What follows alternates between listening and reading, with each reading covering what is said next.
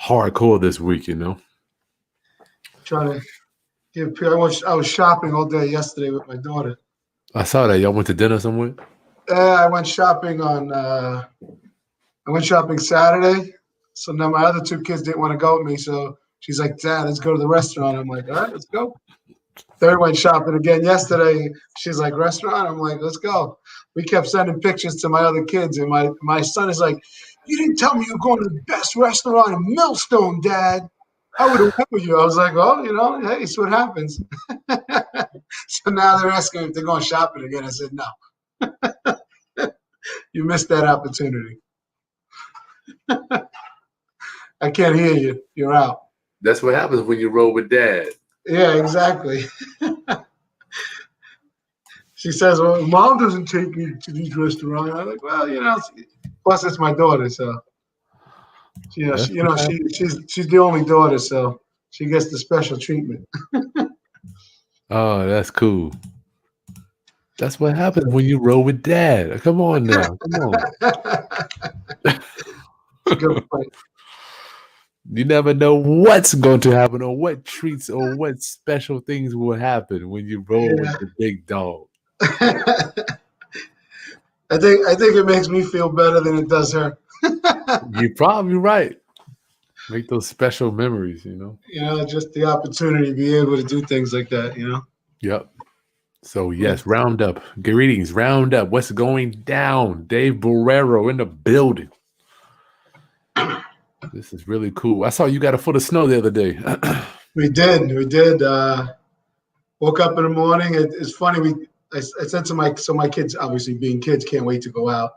So it was like 10 o'clock at night. He's like, "Dad, it stopped snowing. We got to go outside." I know it didn't stop. But we went out there, cleaned up. Next morning, it was like we did nothing.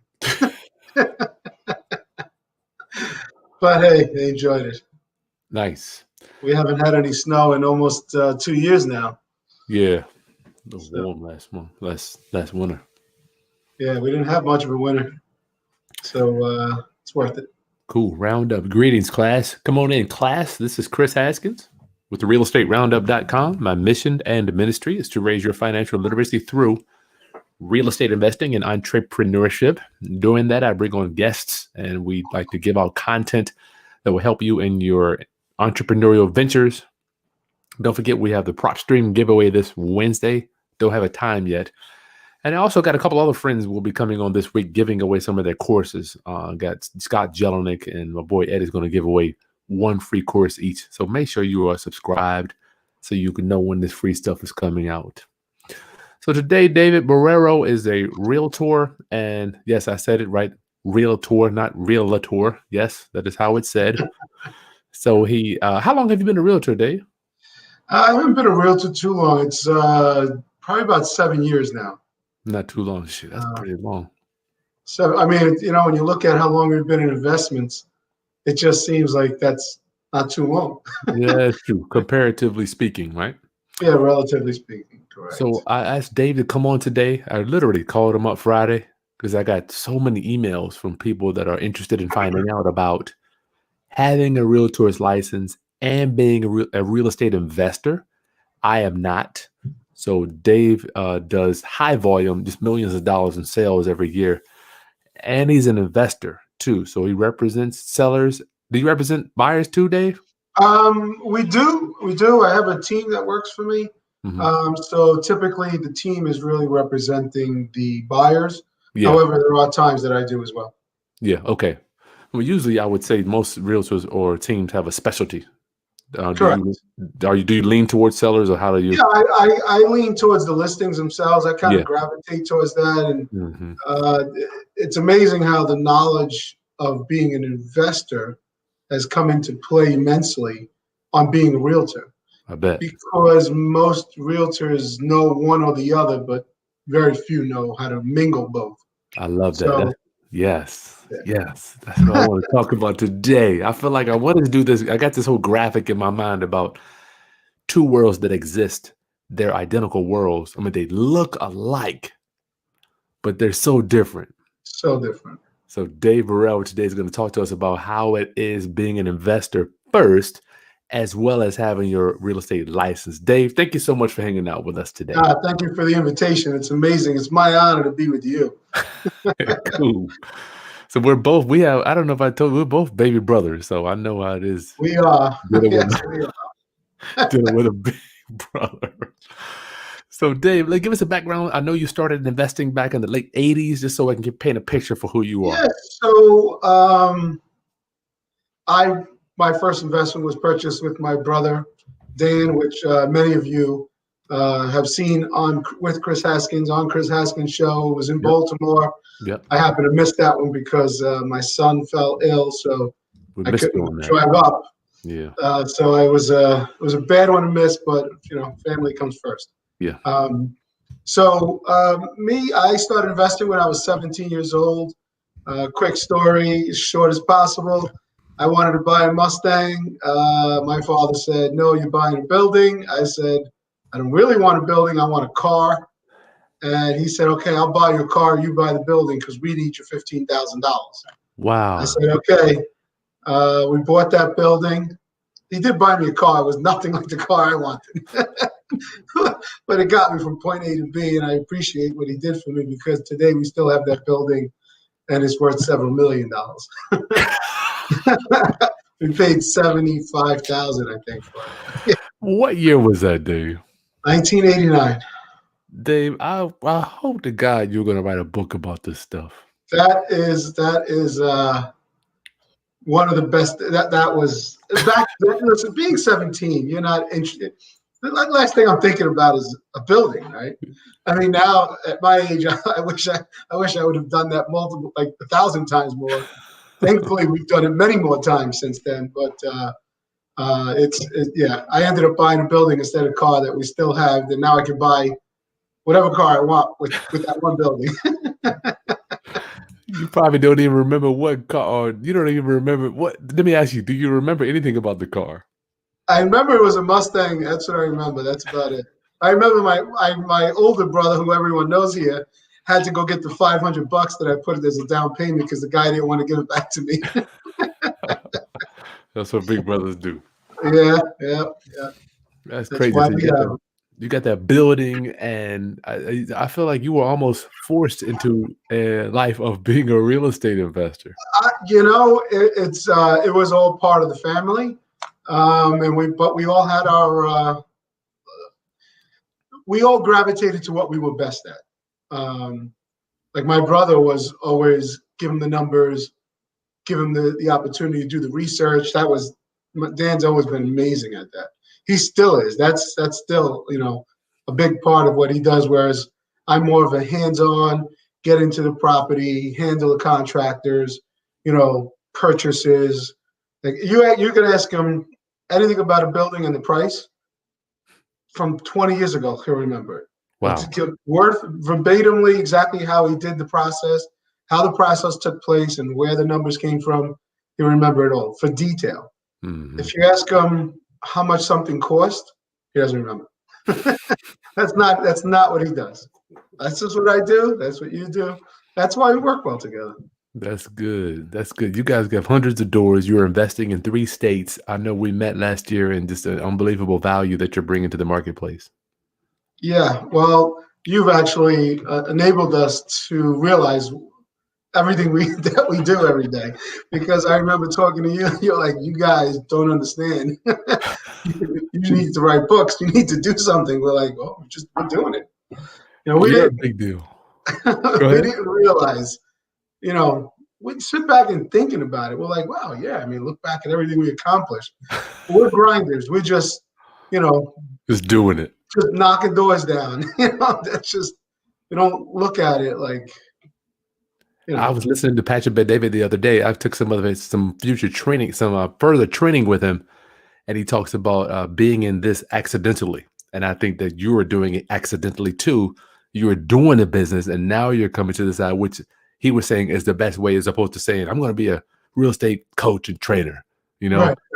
It's almost like you do it so much, and then you just happen to just fumble into it accidentally talking about it.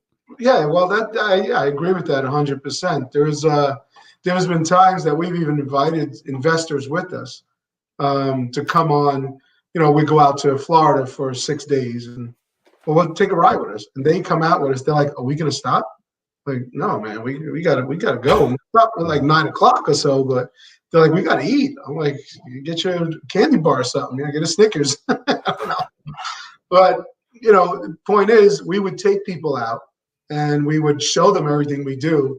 And at the end of the 3 or 4 days they're with us, they had their checkbook open. They're like, "You guys have literally done every type of background check that I would ever need." So with that, they freely went in to purchase, and now every day we still hear from the same people, "I wish I bought more. I wish I bought more." That's something. We can't make people buy. I think about it every day. How many people that I've tried to just beat in the head, Dave, do this, buy real estate, buy this, buy that, and they're not. They're just not ready at the time. No, and everyone has a different level of what ready is, right? That's right. I always like to say, I don't sell anything, I just show. Mhm. You don't sell the house, you show the house. Whether it's the investment or the house or whatever it is, the vehicle that's going to take you to wherever you need to go, just show it. Yeah. People are there's people that have to fall in love with it emotionally, and there's people that just fall in love with it based on numbers. That's me. Yeah. I show me the numbers and I'll tell you yes or no. I don't care what it looks like. I'll take the ugliest house on the block, which is what we really want. Mhm. However, if the numbers make sense either way, I'm good. You're good. I love it. Yeah. I can tell. I can imagine when you're walking through the property. I remember watching my mentor, just no emotion, and when people see me do it now, they're like, "Damn, Chris, didn't you like this, or didn't you think this was cool?" I'm like, I didn't even see it. Yeah, I'm past that. Yeah. It's not. Yeah, I look at when I go, like you do the same. When you go look at investment properties, if I walked in and there was no kitchen and baths, I'd be like, perfect. Less demo. That means there's less for me to rip out. Awesome. Less trash I got to pay to get rid of. Love Nice. it. Nice. So yeah, we've purchased properties. People walk in and they're like, "Oh my God, this is down to the studs. I'll never buy this." Me and my brother look at each other. We're like, "This is perfect." Mhm. It's even better because now you can see what's behind the sheetrock, whereas before you really can't. That's a good point. So, Dave, you're making no doubt millions of dollars from the '90s to, I guess, 2000, let's say 14. What made you in there? And you're investing in New Jersey, New York, and Florida. What brings you to this epiphany that I'm going to get my license? So I get asked that question quite often. The main reason I became a real estate agent, and I don't say anything condescending. And I obviously what I'm going to say is not meant as a general aspect, but there'll be real estate agents that can really attest to this. A lot of agents, they're not in the business to help people. They're in the business to help themselves.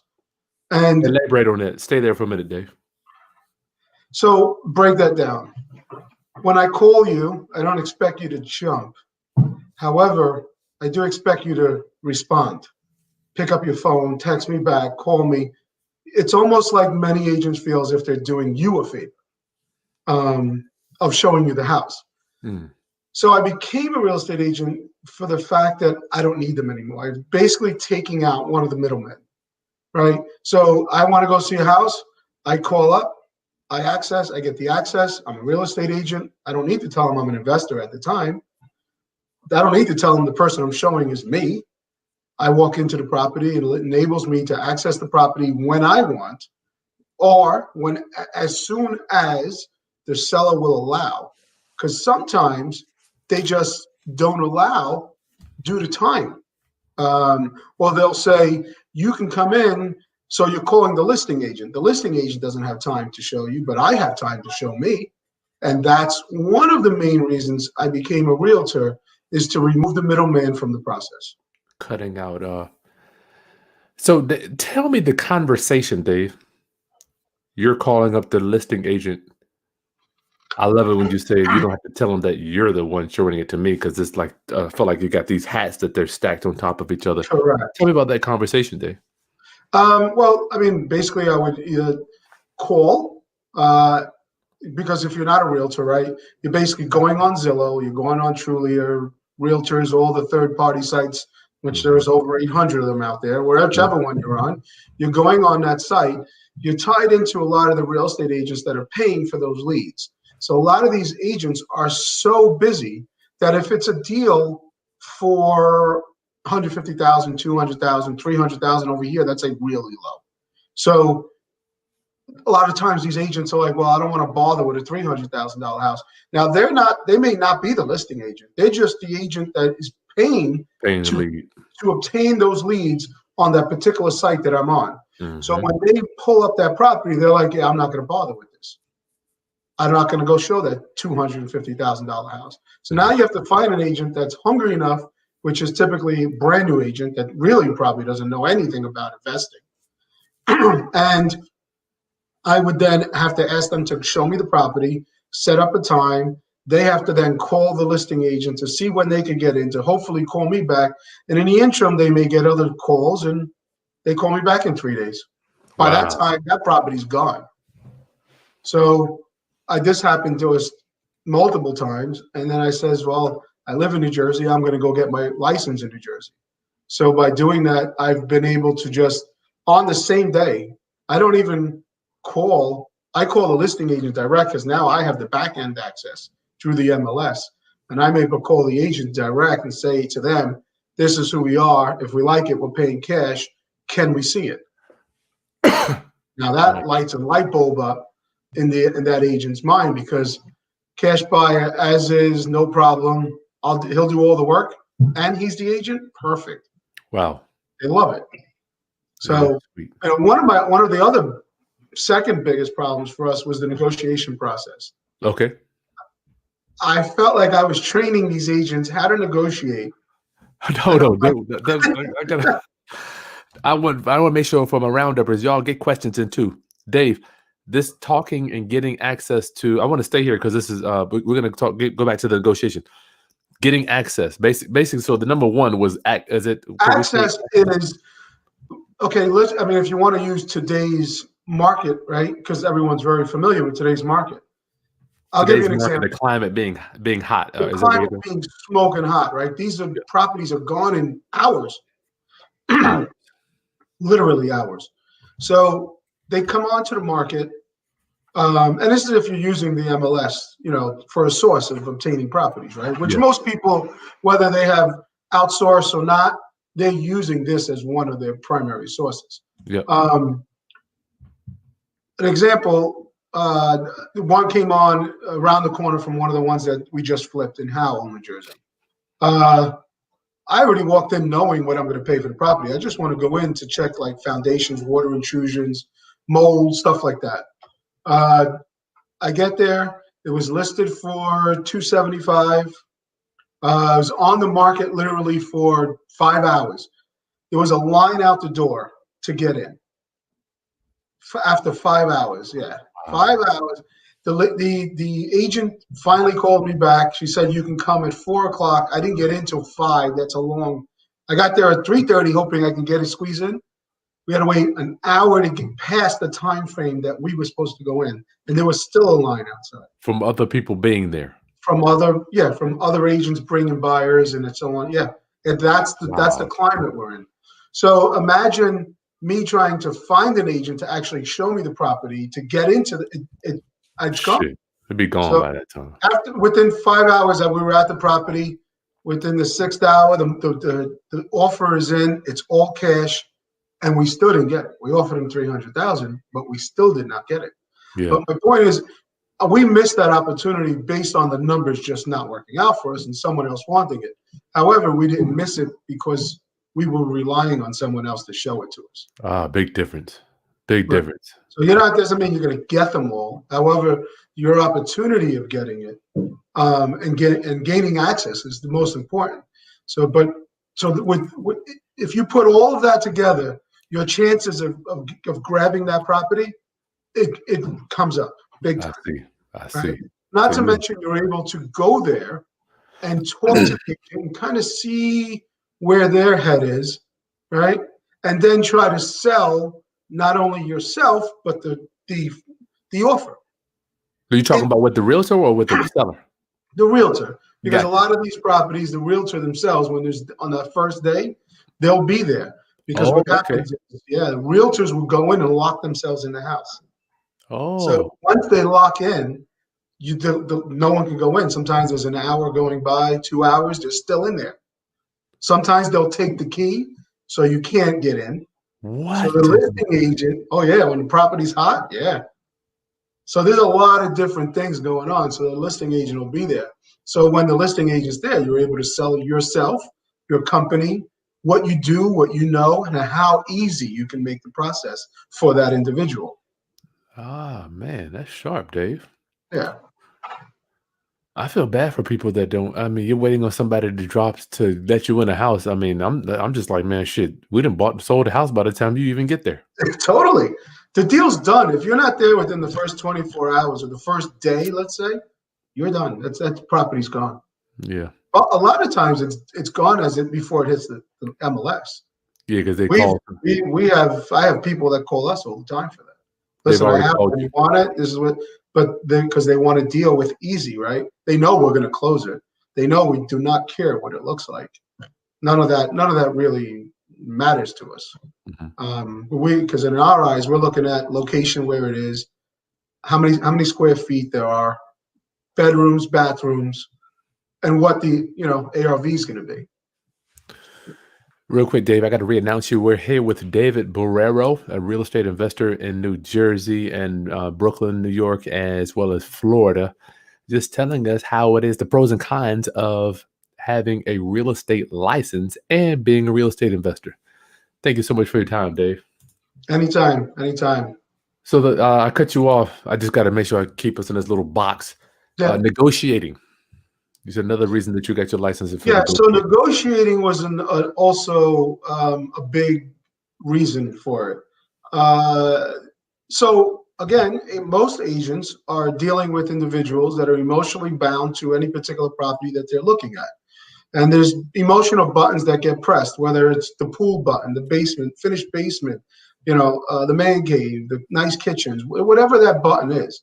But as investors, I mean, the only button you want to push for me is my money button, Hmm. right? It all has to make sense. So when we come in and we make an offer, that offer may make sense for us, but for a real estate agent that's not as familiar with how the investor thinks or the process behind what we do, it's tough for them to understand why we're offering what we're offering, and then how to then sell our offer to the seller or to the other real estate agent that's representing the seller. Right. So that was Point. a huge challenge. And I ended up coaching them, and I'm like, well, what'd they say? Well, what did you say? Why didn't you say this? Or when they said this, did you say that? They're like, well, I didn't even think about that. And I said to myself, that's the problem. The problem is you didn't even think of the basics. What else did you forget? So Oh man. I then said, I told my brother, I'm like, I'm getting my license. He's like, for what? Like, you're going to be a realtor? And I'm like, no, I'm getting my license so I don't have to deal with them. So that's something I say all the time, which I probably shouldn't. Lovingly, Lovely, you say that. yes. So that's why I did use a disclosure up front and say, no disrespect to any real estate agents. I myself am a real estate agent. However, I became an agent, so I didn't have to deal with agents. As bad as that might sound. Dave, I'm imagining when I'm selling my offer to a seller, I'm just stacking it. Boom. No closing when you want. We pay closing costs. No home inspection. No appraisal. Cash. No bank inspections. Boom, boom, boom, boom, boom, boom, boom. Yep. I'm imagining you how many times. My thing is we're motivated by pain or pleasure, right? I started coaching because I got sick of people asking me the same questions there all the time, right? And I'm like, I'm sick of this. I want to hear.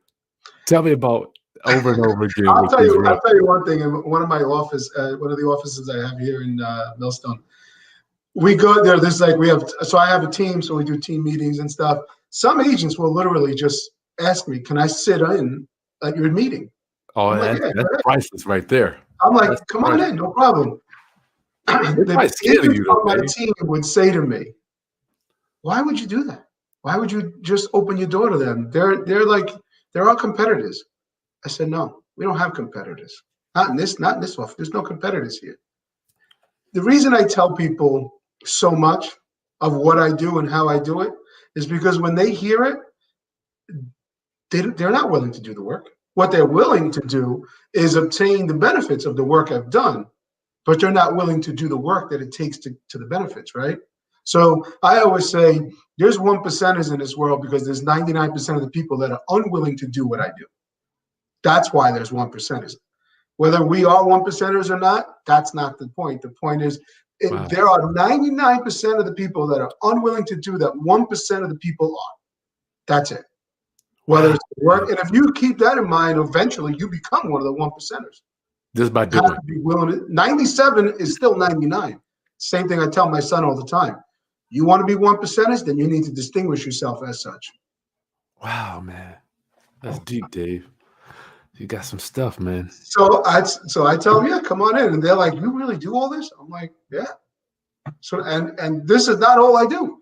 Yeah, it's just a snapshot. Yeah, that's just, yeah. But yeah, I mean, I honestly, again, became a realtor just because to remove the middleman, be able to sell my offer in its best way, shape, and form, like you said before, right? You know, first after speaking to the seller, I'm able to see what really works for them. On a perfect day, what would selling this house look like to you? Well, you know, if I can get this house sold as quickly as possible, because I really just want to get to Florida or wherever it is they're going. You know, we already have a house. It's being built, and we're hoping to close in the next 30 days. Wow, if I can bring an offer to you and close you in 15 days, would that work? Well, yeah, but we still need 30. Great. How's a solid 30 sound for you? Wow. But you have to give them what they want, and by being the agent involved, enables you to hear what they want and then change the deal accordingly to what they need. So that really has helped us a lot as well. That's deep. We just did one. It's funny. He called me to sell his house, and then ends up telling me that the reason he called me was because he knows I sell houses rather than we flip homes. Mm-hmm. And I said, yeah, but you called me as a realtor. I cannot mix that. Like, let me sell your home, and get this X amount of dollars for your home.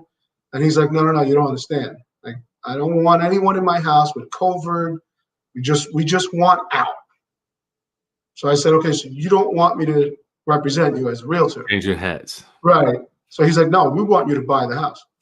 I said, okay, different story. Let's go. Let's look. Looked around, walked out that day with the sale in our hand. Not to mention, I still got paid to sell the house. I got paid to sell that house to my company as a realtor. Let's break that down, Dave. What do you mean? So that obviously realtors get paid on commissions. Mm-hmm. So I was representing the seller in the sale, selling that home to the buyer, who is my company. Gotcha. So I then discounted the commission structure so that it works for him, but at the same time, we're collecting a commission for the sale. Yeah, that's deep. For the purchase, which was $10,000. So deep. We made $10,000. We bought the home, then we flipped the home, and then made X amount more. Yeah. So there's so many different ways. Everything has to be done properly with proper disclosure, right? As a real estate agent, whenever we go in to make a purchase and we're dealing directly with a realtor or a seller directly, you have to disclose. Even if you're out of state, you still disclose. Just full disclosure, I'm a realtor in New Jersey. If I'm in Florida or wherever I'm at, even if you're within the state that you're representing, you still do full disclosure. And the sense behind that is that as a realtor, you have negotiating skills that the average person wouldn't have, or knowledge. So as long as you disclose it, you're good. Let's talk about that, Dave, because a lot of people are nervous. And that was one of the points that I wanted to talk about, pros and cons. People are saying, I don't want to have to deal with that. Yeah, it's actually one of the things that my brother and I discussed for a very long time, like especially in Florida, right? I mean, we were flipping 150 units a year in Florida. Good So, God. so there we discussed, do I get my license there? And then, but not being there, it's better to just pay the commissions, because in actuality, we don't pay the commissions. The buyer pays the commissions, and numbers are all in there regardless. Yeah. So the pros and cons for me, in being in the state of New Jersey is, and just like anywhere else, is you have to disclose. I think a lot of people just feel like, well, I don't want to say that I'm a realtor. Just be honest. Honesty is the best policy. It's simple. When eventually people find out. I mean, if you put my name in the internet, you're gonna see it, right? It's like, I'm an investor, I'm a real estate agent, I'm this, I'm that, right? You can't miss it. So, and the accessibility to the internet is to everyone, right? It's Yep. simple. The first thing you do is, let me go on Facebook, let me go on Instagram. You want to know who people are? Go right there. They'll tell you. And then, I think it was Patrick Bet-David. It was within the first 10 posts. He'll tell you everything about you, right within your first 10 posts. Yep.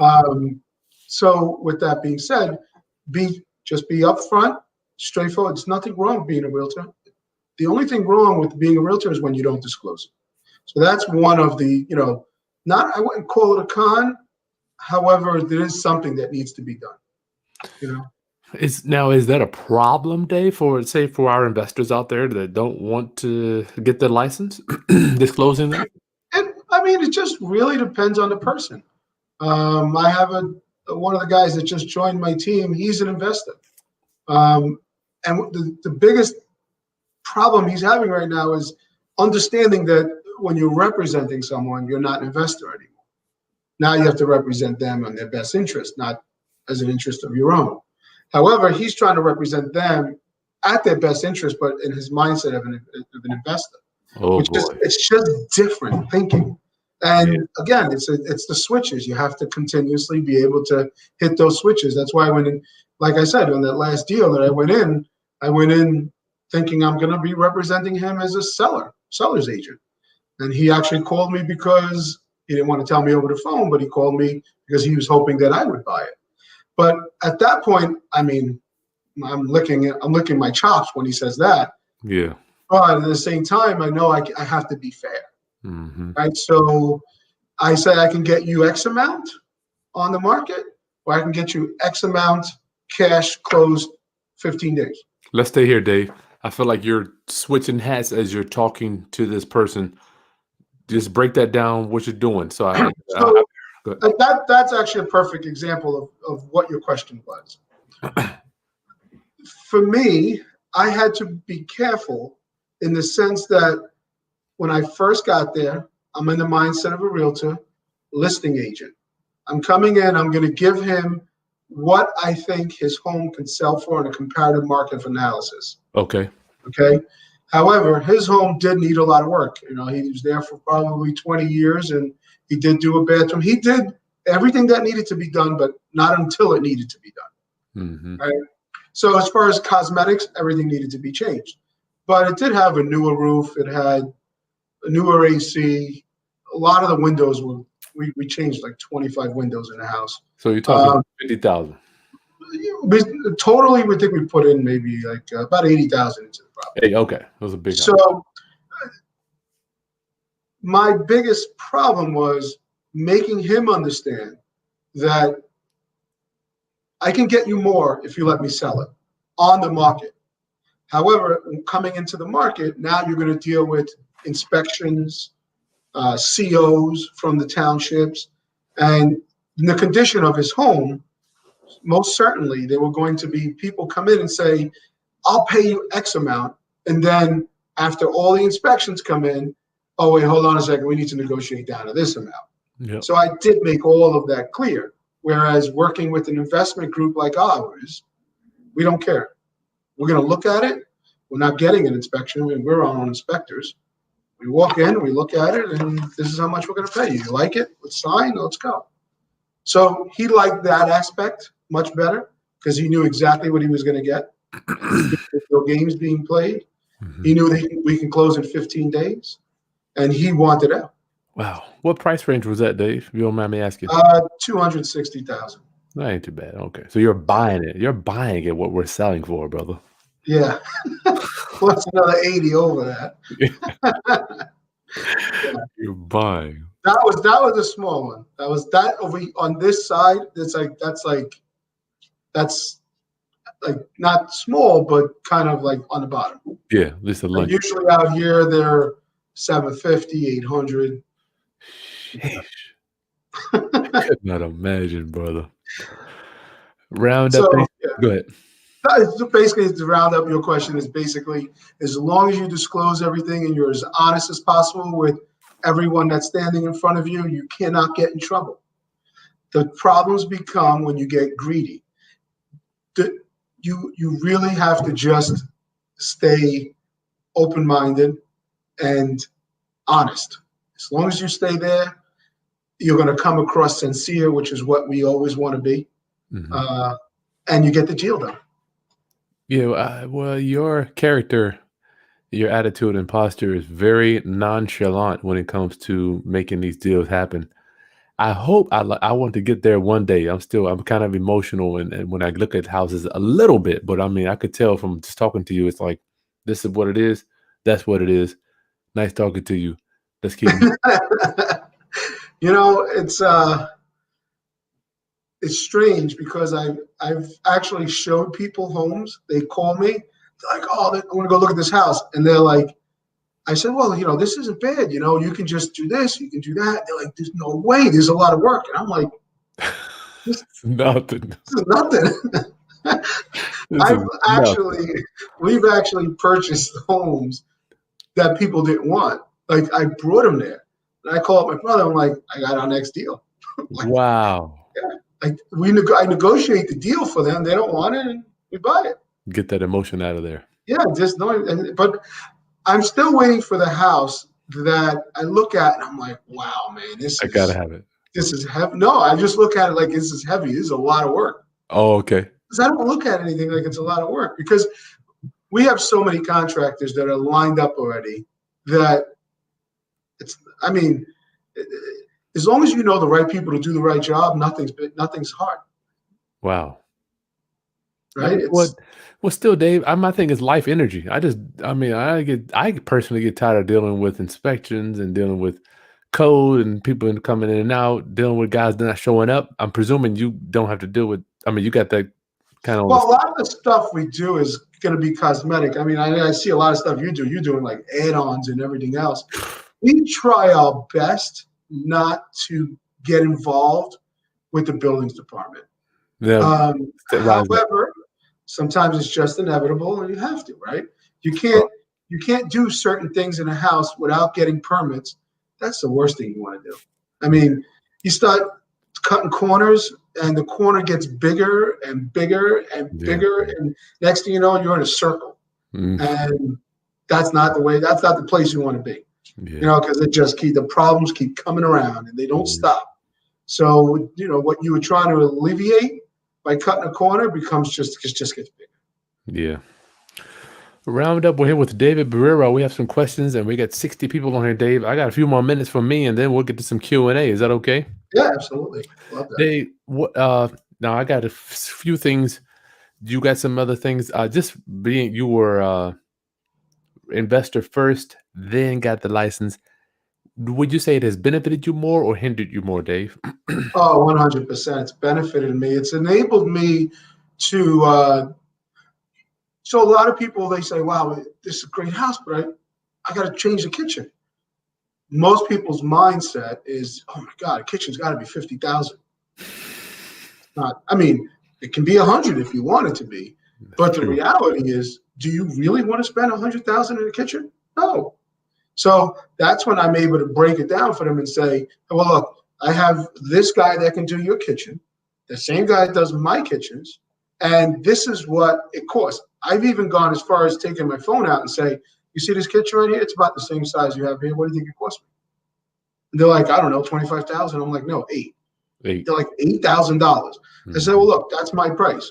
However, even if you spend 10, it's still a lot less than 25 that you think you're going to spend. Yeah. Then it enables them to start grabbing onto the real numbers. So for me, that's really assisted me in saying to someone, well, you can change these floors for X amount of dollars. You can change, you can paint this house for X amount of dollars. Is it going Okay. to be 100% precise? No. I typically go a little higher, as I normally do on my own Me bids. too. As I walk into a house, if I think I can, rent this house for 40, I put 50, 55 on it, right? And if those numbers work out, we do the deal. So with that being said, I also do the same for my clients. So how does it help me being an investor and doing flips and understanding the cost and values of certain things? Nice. Is able to then push that knowledge onto people that wouldn't normally have it because it's not what they do. That's right. A lot of people get scared. I was scared when I first started out. I didn't want to underbid, Yeah, you never know what stuff's going to cost unless you do it a million times. Right, exactly. So, give or take, you can get those numbers. So tell me about being the investor, Dave, when you're looking at a FSBO. I mean, did you go in there when you're making an offer to a private owner? How does that look? What private owners? Yeah. The last one we did that I just discussed was a private owner. But that doesn't count. I mean, that's a little different. I mean, a FSBO, you walk in. I mean, we're constantly looking deals everywhere, right? So Yeah. FSBO, I do the same thing. Typically, FSBOs are FSBOs because they see no value in realtors, right? Yeah. They look at realtors as door openers only. Open the door, beep, the guy goes in, that's it. Yeah. Right? That's how they look at. They don't see the value in realtors. They figure they can sell for more and absorb the commission of the realtor. And most of the times, and especially in today's market, it works out for you. I always say the hardest part of a deal is finding the buyer. I'm sorry, the easiest part is finding the buyer. Yeah. The hardest part is keeping the buyer in the deal, right? They do inspections, there's problems. So you have to be able to be a problem solver. I mean, you talk about that all the time. That's who we really are, just problem solvers. But it's also being able to put across onto the table in a way that people can absorb it. Yeah. Right? Just saying to someone, this is what it costs, and that's it, it almost sounds like a guess. So when I explain things, I like to elaborate on it so they can understand. And if they don't know what I do tell them. I sometimes tell a client once we get to the process of bidding and so on and so forth, what I actually do. Most of them tell me, I already knew that. Some of them don't know. But when I do give them my credentials of what I've done and what I still do, that's when they start to say, wow, I'm working with the right guy. So that has definitely helped me. Well, you are a boss, man. I promise you are listening to a real boss right now, man. But my thing is, Dave, when you're in there, are you expecting, or do you not even know walking into a home? I'm talking about sellers, right? Where you represent. Do you have any idea which way it's going to go? Or do you break it down like, okay, we can do A, I list it, B, I buy it. Or do you do that on all of them, or? No. So one of the things we do is, so we send out cards all over New Jersey to buy Marketing. properties. Yeah. So they do, when I get a call, depending where the call's coming from, right? So if the call's coming in on the line that it's in my investment firm, then I already know they're calling me for a quick sale. So I want cash. Okay. I just want cash. I just want quick. And that's what I want. So when we go there, what we don't know is how much they want. And what we don't know is whether they understand what a market value is and what an investment value is, right? And the difference on, well, if my home is in top shape, or like the house next door just sold for 400, I want 400, but my house is a wreck, and that house is absolutely done, right? So that's the tough part. So if we get to the point where we can't make a deal, then I represent and say, hey, listen, unfortunately, we're not going to be able to make this deal happen. But it doesn't end there. I can assist you in getting top dollar. Now, let me explain to you how that would work. Gotcha. Right? Gotcha. Right? So I not walk out with a deal. Obviously, I'm trying to buy it for the investment company. If that doesn't work, we're still able to absorb a commission on it. So the time is not lost, right? And most of the times they'll say, okay, we'll do this. So we'll do that for 3 months. If it doesn't sell in 3 months, we'll sell it to you at this price. So we kind of give them a guaranteed sale. So you're approaching it as the investor first, then if they don't take that, then you're backing up with it. Just so I get a clear picture, you're backing it up with a market sale. Correct. But that's if it comes in on the investment phone line. Yeah, if it comes in that on that If it's leg, coming in on the realtor side, you don't I can't do that. I Yeah. have to then go in, represent it the opposite way. Gotcha. Represent it. I can sell it at this price point based on the condition, location, square footage of your home. This is what we can get. That's true. Oh, well, I was looking for a quick sale. Oh, okay. So if you're looking for a quick sale, I can also offer you. I don't say me because I'm not buying it. We have several investment companies that we work with that'll be willing to come in and purchase your home. And this is probably give or take the number you can get working with them. However, the benefit you have working with them is that you don't worry about anything. They don't care about your roof. They don't care about your flooring. They don't care about paint. They don't care about your plumbing, your bathrooms, your kitchen, nothing. They're going to come in, they're going to give you a number, and you're going to be happy. Either you're happy or you're not. If it works, it works. If it doesn't, then you always have the second option, which is working with the outside person that is emotionally bound to your property, that is then going to renegotiate as you go down that process line with inspections. That's the biggest problem. Inspections can be, and we talked yesterday, $50,000, right? So like, hold on a second, $50,000. You want to tell them about that? Can you share some of the data? 50 grand on his. I'm like, my worst one so far is about 5,000. 50,000, and they started at 150. So the problem is so they think that they think 50 is cheap because 150 was where they really thought. What people don't understand is a house is represented as it is, right? In most states, your sales are as is. However, in your contracts, you do have due diligence process, which allows you X amount of days. It doesn't mean the seller has to say yes, and it doesn't mean that you have to ask. But however, you do have the right to ask, and the seller has the right to say no. Right? So this guy says, I want new roof, new air conditioners, new septic, new pool area, new foundation around the doors, and he just can't. Wow. So he's thinking he's buying a new house. Like, no, we're buying a house with a roof. So I don't know, where you are. I don't know if you have disclosures when you sell a home. Do you? You have seller disclosures. So the best part about the seller's disclosure is, as a seller, you're disclosing everything on the document. My roof is X amount of years, or you say, I don't know how old it is. The worst thing you could do is say you don't know. The best thing you could do is put a year on it. If you think it's original, put it's original. At that point, it's the age of the home.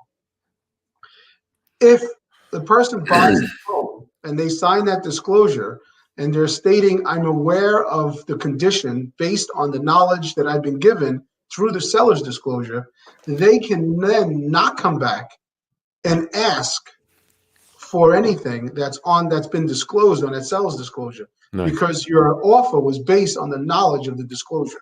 Mm-hmm. So you got to be careful with those things. But yeah, I mean, this is the most I've ever. 100 went from 150 to 50. He thinks it's a deal, but the most I've ever dealt with as far as inspections, I think was 65,000 they got off the house. That's crazy. Yeah, but you're talking about $1 million house. Mm-hmm. So 65,000 is not that. It's a lot, but it's not. It's not like it's a $200,000 house. Yeah, a lot more dollars going around. Yeah, exactly. Well, round up, that's all I got for Dave. Dave, I had one other thing I was thinking about.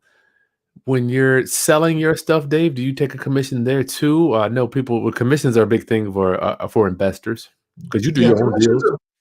Commissions are big for all of us, right? Whether you're an investor or not. However, that's one of the biggest things for us is that we get to absorb those commissions that would have been paid out. So here, your commissions are anywhere from 6 to 5% based on the value of the home. Mm-hmm. So if another agent comes in, you're offering 2.5 to 3% out. That's a given. However, if you are the agent that represents both sides, then I can reduce my commissions down to that 3%, right? So now my company is saving 3%. Mm-hmm. So it absolutely does help with the commissions. Now, obviously, the company being owned by my brother and I, we work all that out later, but nevertheless, it is being absorbed by the company. So you're Okay. automatically saving 3%. Yeah, I'm thinking maybe that's another negotiating tool. Oh yeah, 100%. Yeah, well, being the realtor enables you to. I always tell people, what's more important, saving the money on commissions or getting the deal? Which do you want?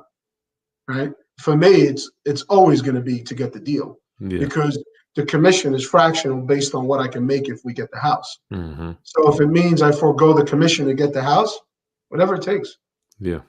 you know. Well, nice, Dave. Thank you so much for hanging out with us tonight, my friend. It's always a pleasure, Mr. Haskins. Man, this is cool. You're candid. I cannot wait to hear you in action one day. We will listen to you talking to some sellers and stuff, man. You just smooth. I always say I would love to do that. I guess I got to get a cameraman. Okay, round up. Get your questions in for Dave. He's been a real estate investor since the late '80s. Turned real estate agent. 2000 what? 13, 14 maybe. 2013, yeah. Yeah. Yeah. Kay Ayoka. What advice for first time home buyer, Dave? First time home buyer, my advice to you is get yourself a top producing real estate agent that really understands the market you're in. And as tough as it might be at times, listen to the advice they give you. A lot of times, people start to feel as if the real estate agent is trying to push the buyer an extra $5,000 or $10,000 based on the value of them gaining more commission. I'll give you an insight. It's very simple. As real estate agents, we get paid on a base. If the base is a $250,000 house and you're paying $260,000, we're not really getting anything out of that.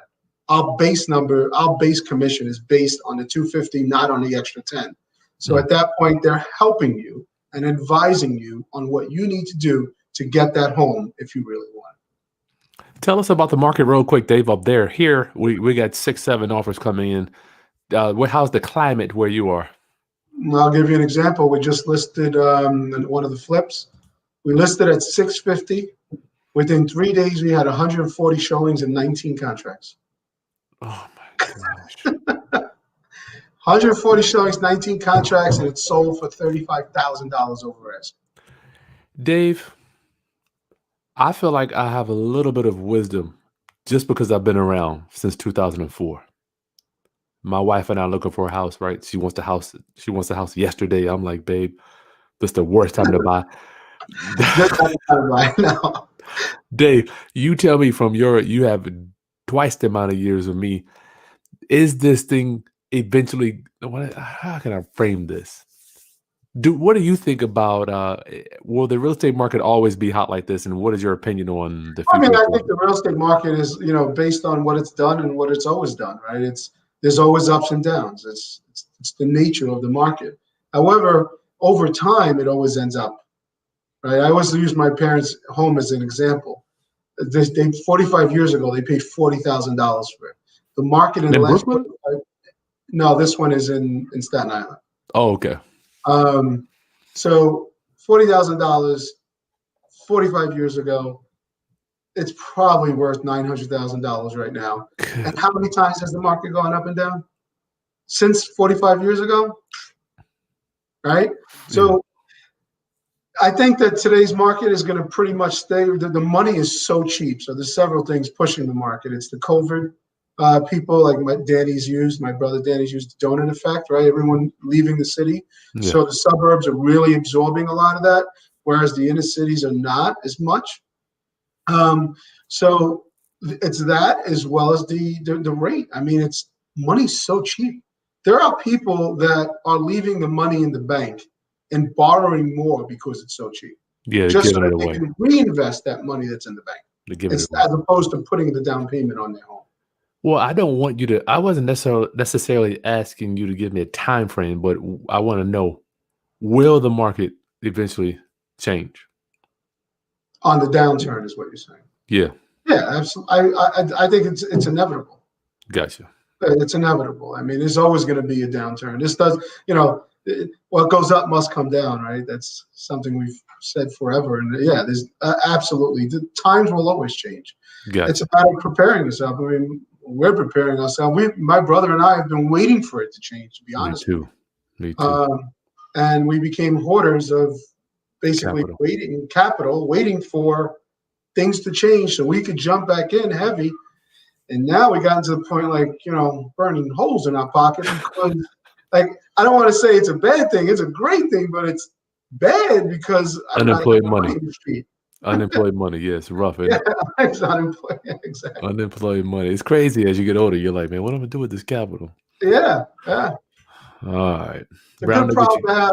I'm not upset with it, but at the same time, I'd much rather see it growing Yeah. Yep. exponentially as opposed to dribbling. Candace, David, were you a realtor first or a wholesaler? Wow. I guess Um, I've been an investor since the age of 17. good So boy. since 1989, I have been a real estate investor, um, and I am a realtor now for about 7 years. Do you like being a realtor, Dave? I do. I love spreading knowledge. I just love, as my wife will tell me, she's got to smack me to shut up sometimes, right? I'll We go want out. you to. We go out. No matter where we go, people talk to me about real estate. It does not matter. The conversation ends up in real estate, and when it does, I just light up. Otherwise, I'll just kind of like start talking about real estate. It's like smack this guy. She's like, Dave, be quiet. And we all want you to keep talking. Yeah. Well, she'll tell me. She's like, yeah, Dave's the only guy. You go into a room, he knows no one. He leaves or he's hugging them people, smacking. Hey, I'll see That's you a when we. real investor. That's a real investors. We don't. We meet. We make friends everywhere we go. Yeah, that's exactly how we met, right? Yeah, right See, I there. went out, had dinner. Master recruiters. A real estate investor knows how to be a master recruiter, man. Just recruiting people for whatever. So Friendship. you never know who's there, what they have to offer, what they have to say, what Yeah. nuggets they're going to drop on you, what you can drop on them. You just never know. Yep. Yvonne, David is right. When I started looking for investment properties, one of the real estate agents said he did not work with starting investors or clients looking under $150,000. Wow. That's something, Dave. You Yeah, said that too. yeah, it happens. It happens all the time. I mean, look, I sold properties at $60,000. I sold properties at $2 million. It's people say, well, why would you do that? Well, because you don't know where that $60,000 buyer is going to take you, No. and you treat everyone like a $2 million buyer, so that they go and tell the $2 million buyer they know. Good point. Good point. Candace, hey Candace, if you have a realtor license and you're doing wholesaling, can you say you're a real estate consultant? You are always a real estate agent when you have a license. You cannot mix or match. You cannot mix that. You have to disclose it up front. And it's a very simple process. Hey, before we start our conversation, well, first you see where the conversation's going. You say, hey, before we go any further, full disclosure, just want to let you know that I am a licensed real estate agent. Simple. Gotcha. Candace also wants to know, what is a CO, Dave? Certificate of occupancy. So in many states and many townships, before you sell, you have to have a certificate of occupancy. So I know a lot of people are going to say, well, you have to have a CO if you live in the house when they built it. That is correct. However, this is a resale certificate of occupancy. The buildings department will then come into your house and look for specific things like people that built decks that were not permitted, finished your basements, added bathrooms, things that maybe I've seen people even do extensions on their homes. So they come in to make sure that not only did you get all the permits that are necessary, but all the safety features of the home are intact. CO, I promise you, Candace, you do not want to piss off. No, no way. Oh my gosh. Waiting for a CO. These people hold the future Yeah. of your livelihood. CO, CO usually goes like this. They walk in, they tell you, this is what we need to get your CO. And then that guy doesn't come back. They send another guy, and that guy says, well, yeah, that's good, but you also need X, Y, Z. You're like, well, hold on a second. John was here. He didn't tell me that. Well, John's not here. I don't care what he said. This is what I want. And then John comes back to check what he asked you for, and he's like, well, what'd you do that for? Well, Harry said you needed it. That sounds about right, right? I'm dying. Dave, I had this $350,000 deal. You know, it's be ready to close, loans ready to fund. You're just, oh, I need the CO. I'll do whatever you want. Just tell me. I will do. Even if I think it's wrong, I'm not even going to argue. I'd be like, yep, no problem. Antonio, they want to do it. Don't ask, just do. Dave, I gotta share this. Dude, I had installed these. It was a dual system, central heating and air. We had these 2 heat pumps, right? Right. They told me they were good to be on the ground. This is what you said. The new guy comes out. He goes, "Man, your heat pumps, they can't be on the ground. They got to be 3 feet in the air." This is like the day before closing. I'm like, oh, shit, okay. Dude, Dave, we had to disconnect the heat pumps, brother. Build a platform for the heat pumps and reinstall them. Right? I did it, but I mean, I had already passed the central heating and air permit. Yeah, of course. I'm like, hold up. So how did the plumber and how the plumbing inspector pass this, but the CO inspector says it's wrong? But you know what? That's what I'm saying. You can't argue. You just say, okay, I'll do it. I do. I'm thinking about this 3. I'm like 350. I'm like, good God. I came home to my wife. She's like, what is wrong with you? I'm like, babe, I installed it. Man, it's just, I can't. That CO is a beast. Oh yeah. Or it can be. And it is literally like the carrot. And they just come on, keep chasing it, right? Because they know without it, you can't close. Even if your buyer says, yeah, no problem, unless they give you a TCO, which is temporary. But even then, it's a carrot. They just keep holding it right, and they know it. They know it. You gotta come crazy. back.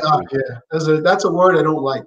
That's CO, bro. Certificate of occupancy. You learn real quick. Exactly. The Music First wants to know, what is your opinion when the market will cool off, Dave? Yeah, that's a question I often get answered. I get that question often, and it's something I try not to answer because for me, I think personally, it's so synthetic now. It's not a natural market. Anything could happen. I mean, look at COVID. In March, we had a cranking market for the last year and a half prior to March. March comes in, it's dead. There are people literally at the table. We talked about this the last time. Oh, yeah. At the table, the bank is pulling loans saying, we're not funding. I remember that. Stop the press. I remember that. Then come mid-April, inventory is like, it's gone. People $40,000, $50,000 over asking. Yeah. Right. So it's when do I think? I think we're going to get another year out of it based just on interest rates. Another year, Dave. Yeah. It's crazy. My wife's like, Chris, how long do we got to wait on me? She's like, I got to wait another year, Chris. I'm dying, Dave. Now huh? You know that if you just hang in there, you're gonna get great. I'm gonna get the sweet. I'm like, babe, we're gonna be able to buy some we're gonna be able to buy cash. Yeah. But on the other hand, I'm at night. I'm like, Chris, you're gonna be a schmuck. You go ahead and pay all this money. Well, listen, I fell into that when I moved out here. I always use the understanding that I didn't buy my house. The guy that bought my last house bought me this house. Mm-hmm. So that's my rationale. Oh, he overpaid too. Then what do you mean? It was in 2005. Yeah. But we're back in 2005 right now. Yeah, this is 2005 all over. Tell you, how do you go about getting your contractors honest, reliable, good workers? Good question. How do you go about getting your contractors? We've been. Don't count, Dave. You've been dealing with the same guys forever, though. You gotta. Yeah, that's where I was going. Is like for us, we are as valuable to our contractors as they are to us, because they know when they come in, they're not just coming to give us an estimate. If they don't get that deal, it's typically because we didn't get the house. So the first part of your question, how do we get these contractors to be honest? To be honest with your contractors. Understand that everyone needs to eat. And, sometimes you got to pay a little bit today to get a little bit tomorrow. Oh, yeah. I don't mind paying a little bit more, Dave. Yeah, Never. and a good contractor is never going to be cheap, and a cheap contractor is never going to be good. Wow. So understanding that will allow you to just let people make some money, and not everything is about the dollar. I'm going to save $1. I'm going to save $2. Imagine if you can get the job done 30 days faster because you're working with the right contractors that come in every day that say they're going to do. And, I like to come in and give one contractor as much as possible, which is they're basically general contractors. Give them as much as possible. Round up all these trades that you would have individually given out before. Let them do as much as possible. You're going to get the best deal, and give them one price. We don't typically do day jobs or by day. We say, hey, you want to come in and work 10 hours a day, 12 hours a day, go ahead. If you can get this done in 3 weeks, great. If you get it done in 5 weeks, you're going to get paid the same. But if you get it done in 2 weeks, good for you. And that's how we've been dealing with the same contractors for some of them 20 years. Yeah, you've been doing the same guys. My main guy here in New Jersey, we've been with him for 15 years. Yeah, that's crazy. He's actually doing my bathroom right now in my own house. That's crazy. All right, last question. I got to get out of here, Dave. Who taught you, Dave? You got any names you want to drop? People you can recommend for mentors? Who taught me? I mean, it's funny, Chris. For me, I was a hands-on taught individual from my father. My father taught me a lot. My brother taught me a lot. Patrick Bet-David is one of the guys that really has been influential to myself, not only in business but just his practicality on how his perspective of looking at life and business and self. But I can tell you that Patrick Bet-David is a person that will change your mind just on how you think. Like things that you weren't even thinking about that you were doing wrong, you realize how much time you can condense by just removing certain things out of your life that you don't need. But, clarity is the biggest thing. And getting clear. Self-accountability, clarity. If you can get that down, make promises to yourself, but not only keep them to yourself. Let everyone know the promises you made to yourself. Stay focused. Nice. David Barrero, ladies and gentlemen, thank you so much, brother. Chris, it's been my pleasure. It's always a pleasure speaking with you. Yeah, man. So Roundup, thank you so much for hanging out with us. I think we're going to do a 50% off sale of all of my stuff this Christmas, so look out for that. Make sure you subscribe to the channel, like the content, share with anybody else that is interested in getting an investor, being an investor, and an agent at the same time. Dave shed the light on it because I've been thinking about it. I don't know how many hundreds of thousands I've given away in fees over the years. Oh, yeah, absolutely. Yeah. There's even ways of, we get into it another day, but referrals and everything else. Some investors come to me, listen, I don't want to do anything with the real estate agencies. This is what I want to do. And I said, listen, we'll work out a referral. You know what I mean? You're still absorbing a part of, what it is you're doing and what the realtors are absorbing. So even if I do this even out of state with investors I work with out of state, they come to me and says, hey, well, listen, I can connect you with the best real estate agent in that specific area to handle what you're looking for. And then we absorb a referral, which then we work it out. Nice.